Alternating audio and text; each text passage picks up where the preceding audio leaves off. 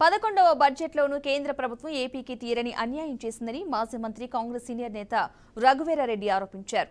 రాజధాని అమరావతికి ప్రకటించిన 15,000 కోట్లు ప్రకటించారని, కానీ అవి అప్పుగా ఇస్తున్నారా లేదా అభివృద్ధి కోసమే ఇస్తున్నారా అనేది క్లారిటీ ఇవ్వలేదన్నారు. బడ్జెట్లో ప్రత్యేక హోదా ఊసేలేదని ఎద్దేవా చేశారు. పోలవరంపై కంటితుడుపుగా మాట్లాడారని విమర్శించారు.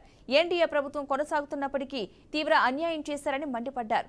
బడ్జెట్లో ఏపీకి కేటాయింపులపై టీడీపీ, జనసేన, వైసీపీలో బలంగా స్పందించాలని హితవు పలికారు.